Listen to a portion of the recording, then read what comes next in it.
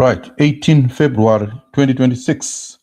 Right, guys, and in an update iyo Blessed Mhlanga ya anga ari ku Geneva, and we update yandinayo ndeyekuti he exposed these tyrants.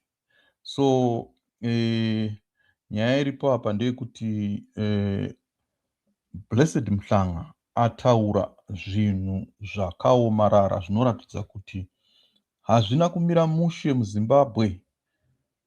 Hazvina kumira mushe. In a recent address in Geneva, Blessed Mhlanga spoke out about what he described as escalating repression under the leadership of Emmerson Mnangagwa.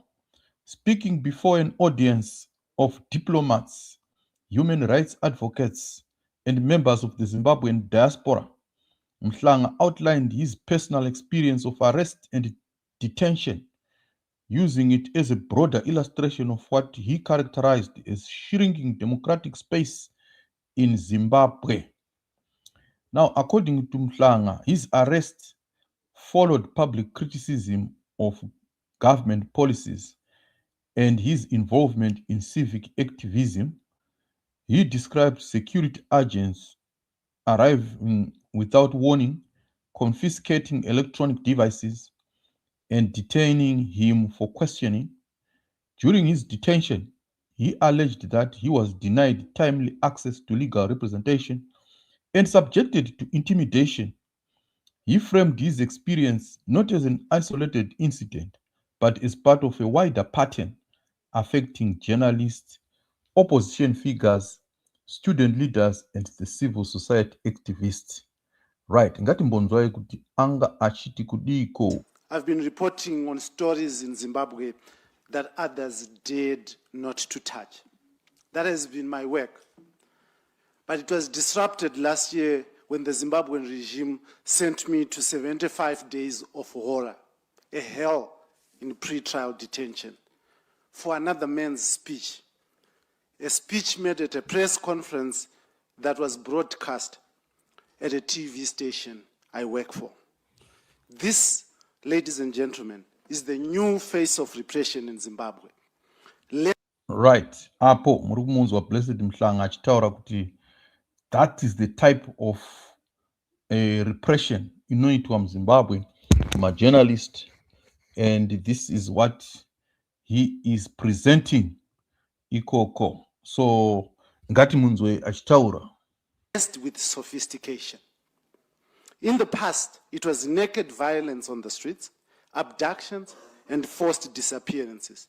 This has changed. It is now violence committed through the legal system, what I call lawfare, violence by law. In February 2025, the regime arrested... Yes, and the violence by law. Kurava kuti kuenda kuma courts kunenge kusina kana basa.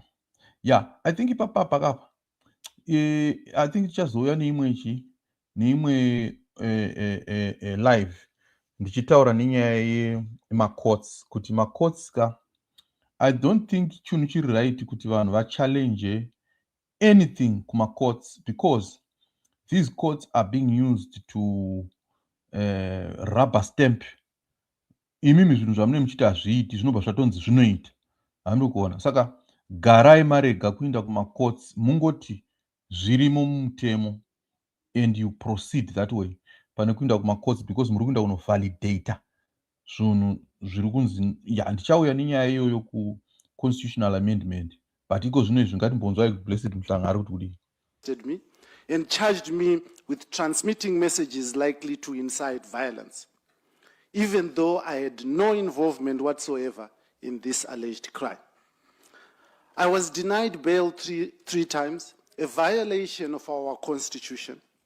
The state deliberately misled the court, presenting redacted transcripts that were deliberately manipulated to support their allegations of violence and to keep me in prison without... Right, muri kupanzwa kuti ari kuti kudii Blessed Mhlanga apo. Right, ngatinzwe kuti akazoti kudii. Right. Stories that have been told here think Zimbabwe is turning the turn. It is becoming a democratic dispensation. I'm here to tell you that no, it has just become more sophisticated in its oppression. Just yesterday, the government of Zimbabwe proposed new changes to the constitution. They want to increase the presidential term from 5 years to 7 and allow the president to appoint judges directly and an elected president appointing judges. For a president... Right. APA is referring now to the recent proposed constitutional amendment changes.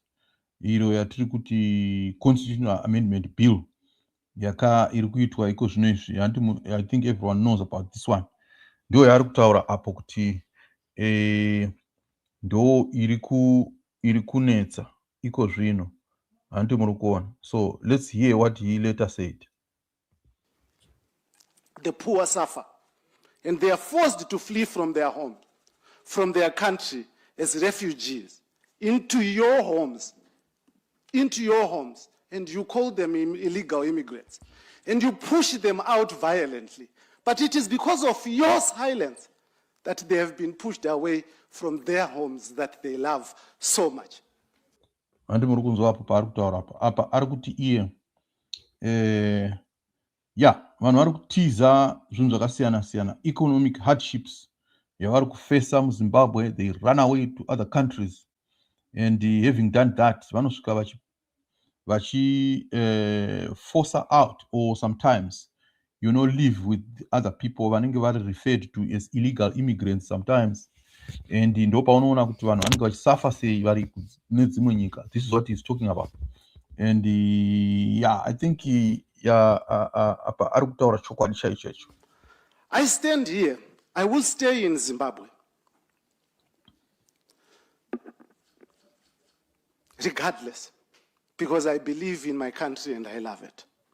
We need international and diplomatic pressure and solidarity to protect the weak, to protect the poor, and to protect human rights, not only... Right. Handi muri kunzwa zvekutaurwa apo. Right. Throughout his address, he appealed to international institutions to pay closer attention to human rights conditions in Zimbabwe.